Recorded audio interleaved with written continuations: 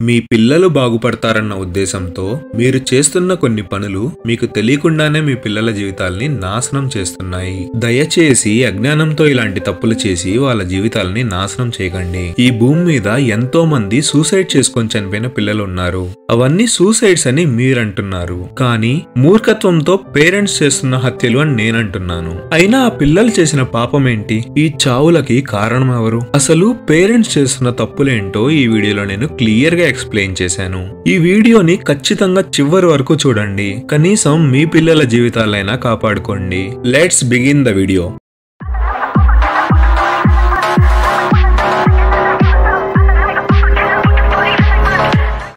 ప్రతి పేరెంట్ చేయాల్సిన మొదటి విషయం ఏంటి అంటే పక్కన వాళ్ళతో మీ పిల్లవాడిని కంపేర్ చేయడం ఆపేయండి. ఒక క్లాస్ లో 50 మంది ఉంటే ఫస్ట్ ర్యాంక్ ఒకడికే వస్తుంది. ఆ ఫస్ట్ వచ్చే వాడితో కంపేర్ చేసి మీ పిల్లల్ని నీకెందుకు రావటం లేదు అని అనటం ఎంతవరకు కరెక్ట్? అంబానీతో కంపేర్ చేసి మీరెందుకు అంతలా సంపాదించలేకపోతున్నారని మీ పిల్లలు అడిగితే మీ తల ఎక్కడ పెట్టుకుంటారు? ప్రతి పిల్లవాడిలో ఒక యూనిక్ టాలెంట్ ఉంటుంది.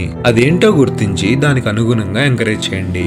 మీరు చేసే ఇంకొక తప్పు ఏంటి అంటే నా ఫ్రెండ్ వాడి కొడుకుని పలానా స్కూల్లో వేశాడు, లేకుంటే ఆ అబ్బాయి ఇంజనీరింగ్ తీసుకున్నాడు అందుకే త్వరగా సెటిల్ అయ్యాడు అని మీ పిల్లల్ని కూడా అవే చేయండి అని ఫోర్స్ చేయటం.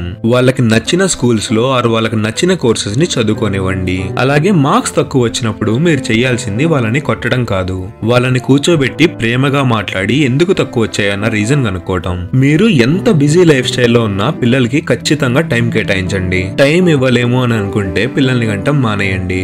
ఎడ్యుకేషన్ అనేది ఏ పిల్లవాడి లైఫ్ లో అన్నా ఒక హ్యాపీ ఫేజ్ అవ్వాలి, అంతేగాని ఒక స్ట్రెస్ఫుల్ ఫేజ్ లాగా మిగిలిపోకూడదు. పొద్దున్న నుండి రాత్రి దాకా చదివితేనే లైఫ్ లో సక్సెస్ అవుతామని ఏ స్కూల్ వాడన్నా అంటే అర్జెంట్ గా ఆ స్కూల్లో నుండి మీ పిల్లల్ని వేరే స్కూల్ కి మార్చేయండి. ఒకరి జీవితంలో ఎడ్యుకేషన్ అనేది ఎంత ఇంపార్టెంటో అదర్ యాక్టివిటీస్ అండ్ గేమ్స్ అంతే ఇంపార్టెంట్. చివరిగా ఒక్క విషయం చెప్తాను, గుర్తుపెట్టుకోండి.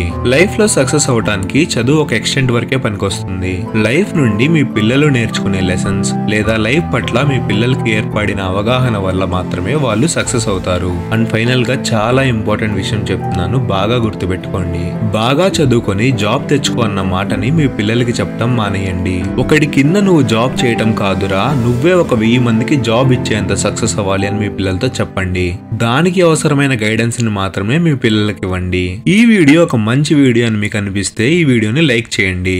అలానే స్కూల్ ఆర్ కాలేజ్ లైఫ్ లో మీరు ఫేస్ చేసిన స్ట్రెస్ఫుల్ సిచ్యువేషన్స్ ని కామెంట్స్ రూపంలో మాకు తెలియచేయండి. మా ఛానల్ ని సబ్స్క్రైబ్ చేయండి. అలానే మేము కొత్తగా పెట్టిన వీడియోస్ నోటిఫికేషన్స్ మీకు రావాలి అంటే బెల్ ఐకాన్ ని ఆన్ లో పెట్టుకోండి.